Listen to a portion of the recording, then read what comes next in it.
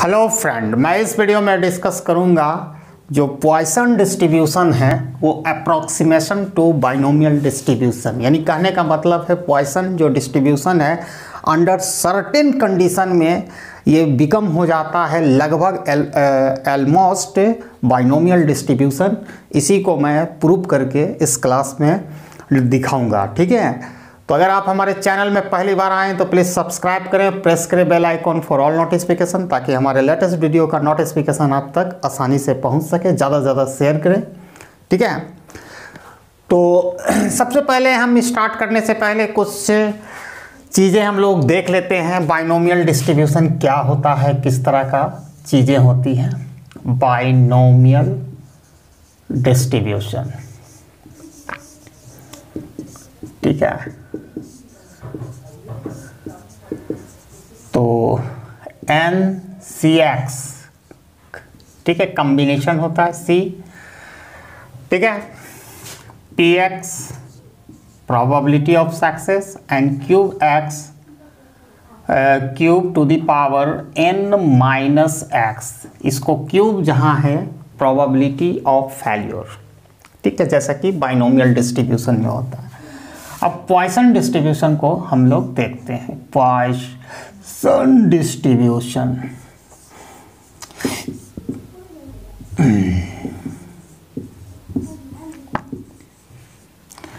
Poisson distribution में होता है e to the power m, जो इसका पैरामीटर है, m to the power x और फैक्टोरियल x।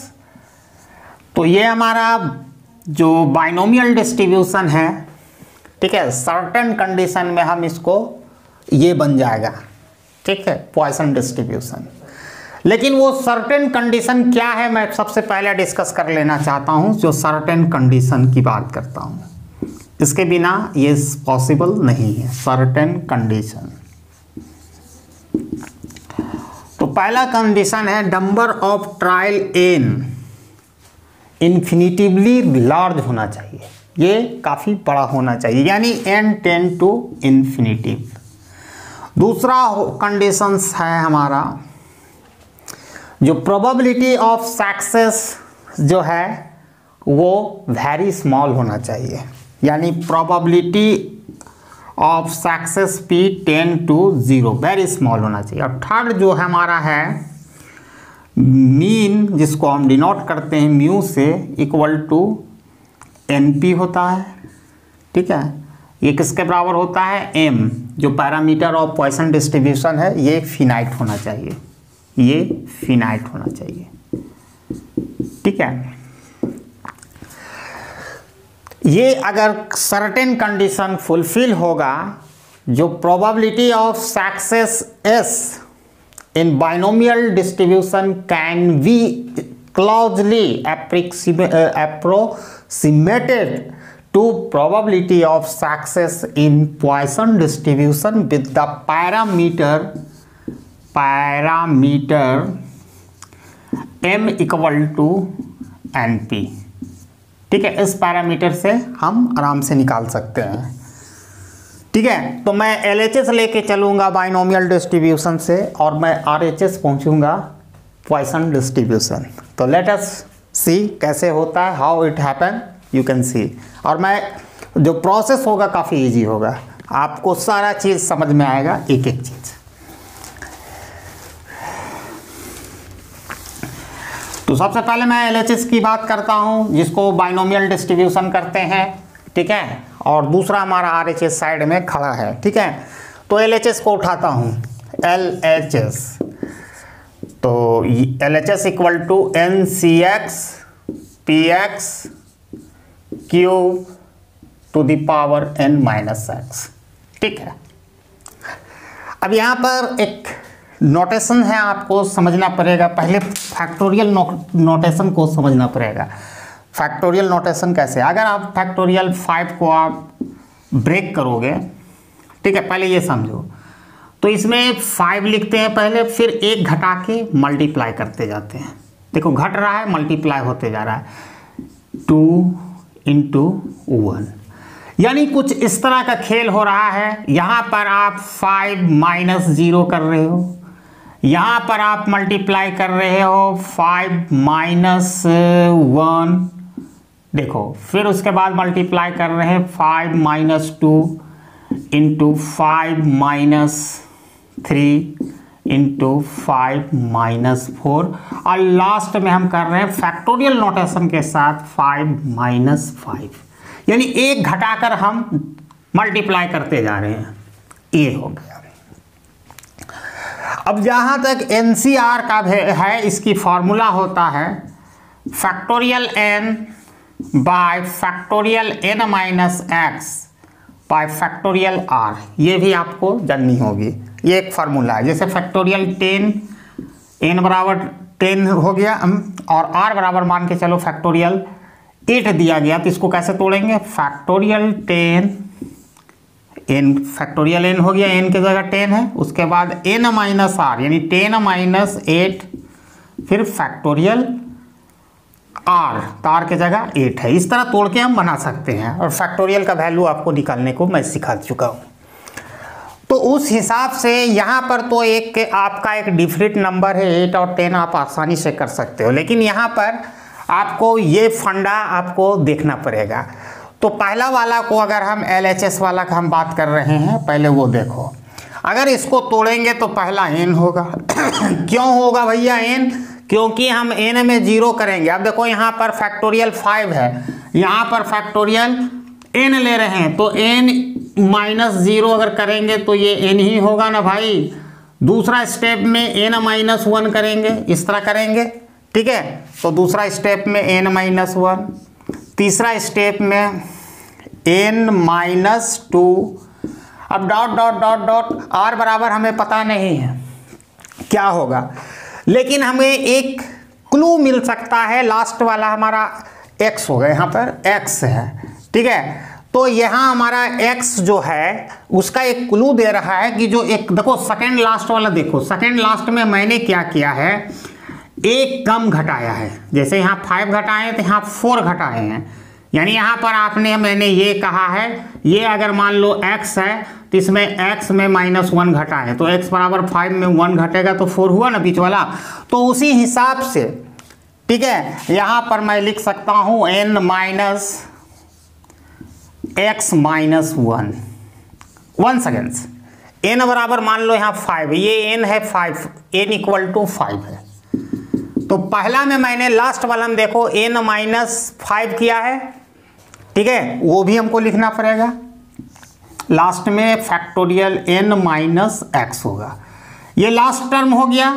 और जो सेकेंड लास्ट टर्म में होगा n माइनस 4 किया है 5 में, तो इसका मीनिंग है अगर हम यहाँ पर क्या किया, 4 में 5 में 1 घटाया है, ठीक है, तब हमारा 4 से मल्टीप्लाई है।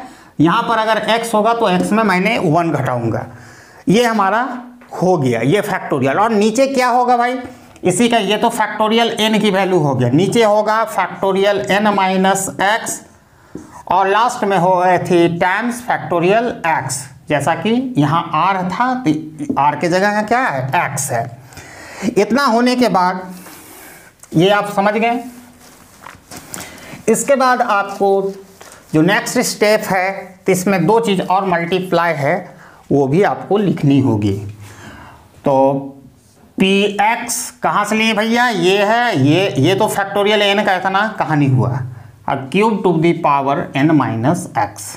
अब देखो ये फैक्टोरियल n माइनस x और ये फैक्टोरियल n माइनस x को कैंसिल कर दो, ठीक है। उसके बाद नेक्स्ट स्टेप में लेंगे नीचे, तो भैया अपना जगह पर फैक्टोरियल x के साथ कोई छेड़छाड़ नहीं करने जा रहे हैं। अब यहाँ देखो n है, n को मैंने लिख दिया। अब यहाँ पर हम n इससे कॉमन लेंगे इस टर्म से, तो n जैसे ही कॉमन लेंगे 1 minus 1 n by n common लेंगे तो 1 बाय n होगा। ऐसा क्यों? अगर किसी को कोई दिक्कत है मल्टीप्लाई करके देखो, ऊपर वाला टर्म आ जाएगा। देखो n 1 की जगह आ गया, उसके बाद ये माइनस है, माइनस आ गया, फिर यहाँ 1 से गुना करेंगे, n बाय n काटेंगे तो 1। उसी तरह आप आसानी से आप यहाँ पर अगर हम n को कॉमन लेंगे तो यहाँ होगा n 1 - 2/n। ठीक है, इसी तरह डॉट डॉट डॉट एक चीज़ और समझनी होगी, यहाँ पर हम n कॉमन लेंगे तो 1/, ठीक है, n कॉमन लिए हम तो यहाँ x - 1/n होगा। ठीक है, और यहाँ फैक्टोरियल x अपनी जगह पर, फैक्टोरियल p⁴n-x। ठीक है, अब यहाँ पर आप आसानी से समझ गए, n का आप मल्टीप्लाई करोगे तो वही ऊपर वाला टर्म आना चाहिए, तो ये n हो जाएगा 1 से, n कट के फिर ये ऊपर वाला आ जाएगा। अब आपको लॉ ऑफ इंडिसेस आना चाहिए, तो यहाँ पर आप देखो कि लॉ ऑफ इंडिसेस में आपने सीखा होगा a⁴m × a⁴n। अगर मल्टीप्लाई में रहेगा तो अगर सब का बेस सेम रहेगा तो उसकी पावर एडअप हो जाती है। जैसे a⁴ हो गया और a⁴ हो गया तो a⁴ 2 + 3 = a⁴ हो गया, पहली बात। दूसरी बात, यहाँ देखो n मल्टीप्लाई कहाँ तक है, देखो इस तरह जा रहा है, n × n dot dot dot कहाँ तक जा रहा है मेरे दोस्त, x - n तक जा रहा है ये। ठीक है, तो ये इतना टाइम्स है, तो इसको हम लिख सकते हैं n⁻x - 1। आप समझने की कोशिश करो, अगर n × n 3 बार रहेगा तो n⁻3, और ये कहाँ है, x - 1 तक मल्टीप्लाई है, यानी n⁻n - x होगा। तो मैं वो चीज़ को यहाँ पर लिखता हूँ, फैक्टोरियल x। ठीक है, अब ये देखो n अपने जगह पर है। ठीक है, अब ये n गुना हुआ कहाँ तक है, x - n 3 बार रहा तो n⁻3, और यहाँ x - 1 है तो हम n⁻x - 1 लिखेगा, और ये एज इट इज रहेगा 1 - 1/n 1 - 2/n dot dot dot. अब n खत्म हो गया, सब आपस में गुना होकर ये हो गया 1 - x - 1/n, ये हो गया। और ये एज इट इज रहने देना भी, या p का वैल्यू आप आराम से लिख सकते हो। तो मैंने बताया था इसका पैरामीटर जो m = np है। ठीक है, तो p का वैल्यू हम आसानी से निकाल सकते हैं, m/n होगा, ये वाला n इधर डिवाइड हो जाएगा तो उस हिसाब से p का वैल्यू क्या हो जाएगा। अब यहाँ देखो m/n होल पावर x, और एक चीज़ है यहाँ क्यूब है, तो आप बाइनोमियल डिस्ट्रीब्यूशन में देखे होंगे p + क्यूब = 1, तो क्यूब का वैल्यू हो सकता है 1 - p, तो वो वैल्यू हम यहाँ पर पुट कर देते हैं 1 - p। ठीक है, एक वैल्यू है। और अब भी हम लोगों ने देखा p का वैल्यू क्या है भाई, m/n, तो m/n भी लिख देते। ये वैल्यू हो गया, किसका वैल्यू हुआ मेरे दोस्त, क्यूब का, और क्यूब = हम लिखेंगे 1 - m/n whole power n - x। अब हमारा पूरा अरेंज हो गया। ठीक है, अब यहाँ पर क्या है कि इसके ऊपर हम स्टेप लेंगे, यही स्टेप को मैं यहाँ लिखता हूँ तो काफ़ी आपको आसानी से समझ में आएगी। थोड़ा देर लगेगा, बढ़िया समझ लीजिए, जो इनका मैथमेटिकल बैकग्राउंड नहीं है वो भी समझ सकते हैं। मैं लास्ट लाइन को नहीं मिटा रहा हूँ, वो लाइन को फिर रिपीट से लिखूंगा, उसके बाद फिर मैं प्रोसेस शुरू करूँगा। तो यहाँ तक हमारा आया, याद रखिए ये ज़्यादा ऊपर हो गया, यहाँ शुरू करते हैं। ठीक है, तो कुछ स्टेप है जो सिंपल स्टेप, उसको लेके हम आगे बढ़ रहे हैं। तो सिंपल स्टेप हम लोग ले लेते हैं।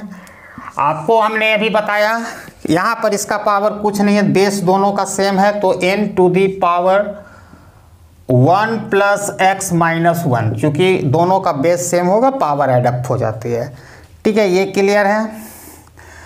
और यहाँ पर होगा 1 - 1/n 1 - 2/n 1 dot dot dot 1 - x - 1 by n, और यहाँ दोनों को ब्रैकेट में हम तोड़ देते हैं तो m to the power x by n to the power x, इसको तोड़ दिया और इसको कुछ तोड़ताड़ नहीं करेंगे, 1 minus m by n whole power n minus x। ठीक है, ये खत्म हो गया काम। अब यहाँ तक मैंने किया और नीचे फैक्टोरियल x से डिवाइड है। अब ये +1 -1 कैंसिल, तो बचा क्या वो हम लिखते हैं फैक्टोरियल x, ये हो जाएगा nx, और यहाँ क्या हो जाएगा 1 - 1 बाय n, फिर है 1 - 2 बाय n। ठीक है, एज इट इज लिखाएगा सब, 1 माइनस x माइनस 1, इसको इस ब्रैकेट में रखिए, करली ब्रैकेट में।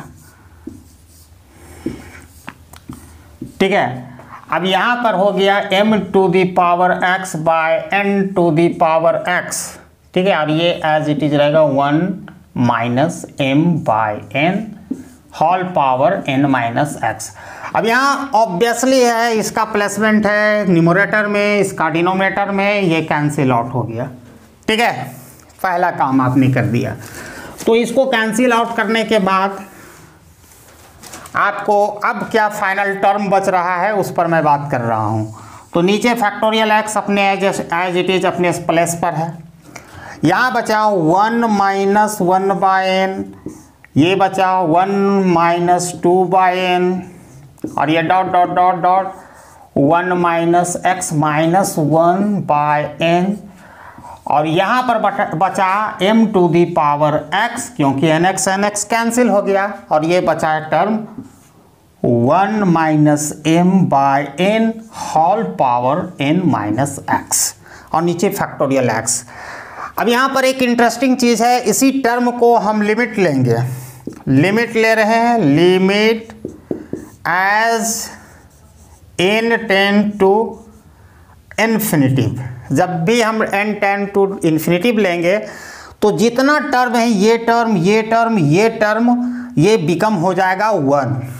ठीक है, कैसे होता है वो भी मैं बता देता हूँ। लिमिट की अगर नॉलेज होगी तो आप आसानी से समझ जाओगे, और नहीं भी होगी तो भी चिंता ना करो।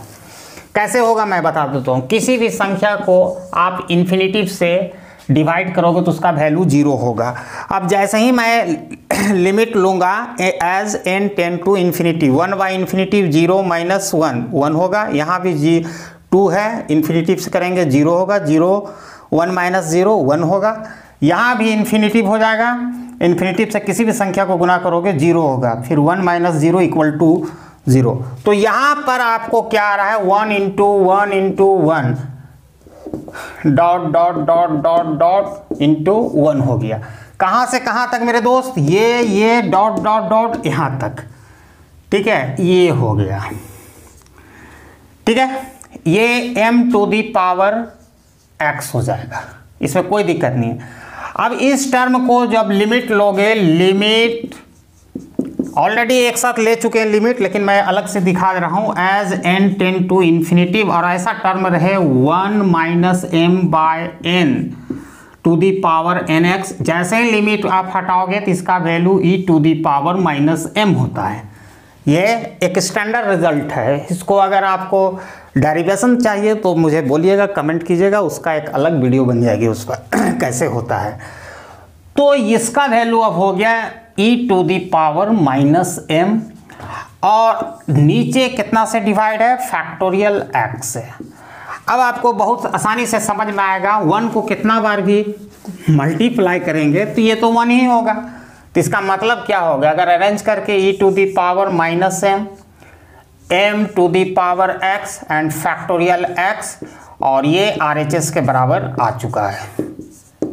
ठीक है, क्योंकि ये वाला टर्म को 1 से मल्टीप्लाई करेंगे टोटल 1 होगा, फिर 1 को इतना करेंगे तो इसको अरेंज करें, और यही है पॉइसन डिस्ट्रीब्यूशन।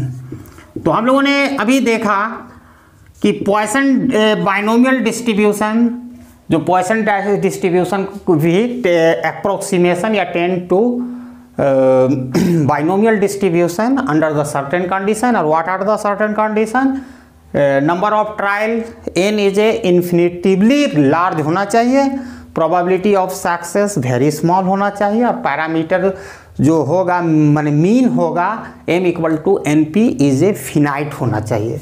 तो इस कंडीशन में आपका जो बाइनोमियल डिस्ट्रीब्यूशन ट्रांसफॉर्म हो जाता है पॉइसन डिस्ट्रीब्यूशन में। और आई होप कि आप लोगों को बहुत अच्छी तरह से समझ में आया होगा। And thanks for watching my video till and. जय हिंद।